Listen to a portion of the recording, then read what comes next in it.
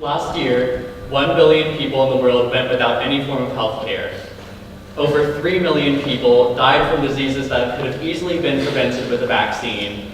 And approximately 10% of the global population either has or is at extremely high risk for developing some form of diabetes. These are just a few of the issues that healthcare professionals have to deal with on a daily basis. And as we shift our focus as a society toward globalization, these facts become more statistically alarming to us and just generally more concerning, and we should do something about them. As a concerned global citizen and as a future healthcare professional, I want to do something about this. I passionately want to promote change in the healthcare community and the way that we view science. Healthcare is an extremely personal thing, and it affects us all in a different way, but it's our world, and therefore it's our responsibility to begin to take action in whatever form that would take. So how exactly would you go about doing this? It seems like a rather nebulous concept that you could just go and change the world of healthcare as we know it. So what we need to do is kind of simple.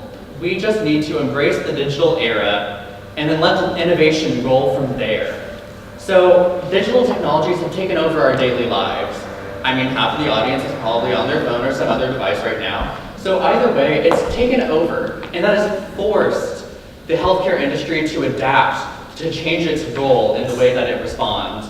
Healthcare has been an extremely static field for decades, but finally, it's changing.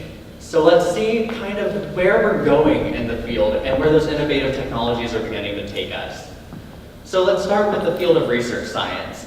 We have a company called Symbiota who has created this DNA Tinker Studio. And what they essentially do is they will send you non-pathogenic E. coli and everything you need to modify its genome. So this is done in research laboratories across the country on a daily basis, but it's never been so accessible. In the past, you would have to work in one of those laboratories to have this. This is extremely user-friendly, and it can supplement what we're already doing in our research labs across the country, but you can do it in your own home just for fun. We had performing arts majors that were actually at South by Southwest Interactive that were able to use these kits with ease and modify genomes and conduct their own micro-scale research just independently on their own, and that could potentially change the face of research as it is. Of course, this is still under development, but you can go ahead and find some starter kits on Indiegogo, and it's taking off rather quickly, actually. So then we're moving on to a company called Toot Genomics. This company is about looking at the human genome and it's precision healthcare. So it is healthcare delivered to your specific genome. Everybody is different, and there are millions of dollars wasted every year for medications that are given to you that don't necessarily work for you. So then you have to go back to the doctor, get on a new medication, and then go from there. So we could remove that from the process by having genomics-based medication that will work guaranteed for you. We have BioBots. They won the most innovative award for the South by Southwest Accelerator this year. So as you can see here, these BioBots only cost $5,000, and they're being given to research institutions. So it's an easy investment for a research institution to make. $5,000 is relatively inexpensive compared to a lot of lab materials that they have to use on a daily basis. So what you're seeing here is we have the founders and we have the BioBot. But what does this do exactly? So it's a 3D bioprinter, which effectively means that it can print a model of an organ. And with the research that we're doing in labs, you can put individual cells into those organ models so that you can make a copy of one of your organs, but outside of your body. Right now, this means we can test drugs on those organs to make sure that you're not going to have adverse effects. But what this means for the future is that you could possibly have organ transplantation that is guaranteed to not fail because it is your organ that's being put into your body. We have mobile ODT, which is really embracing this idea of global healthcare. So what it's enabling you to do is send an iPhone or another smartphone overseas to Africa alongside this device that you see up here. And it is mainly used right now for cervical cancer screenings. And what will be going on is you will be taking pictures and chatting live with a doctor from anywhere in the world, so you can have oncology specialists delivering the best healthcare we can to people across the world who would have never had this sort of healthcare access before. This changes the way that we can begin to approach global health by bringing it to everybody. And then we have something that I'm quite passionate about, which is Hope Lab.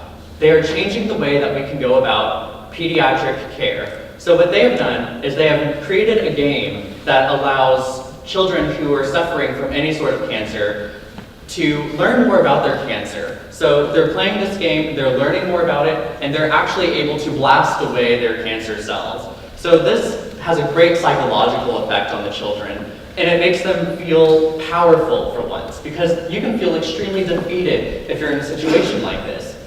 Notably, this is actually shown to give these children resilience.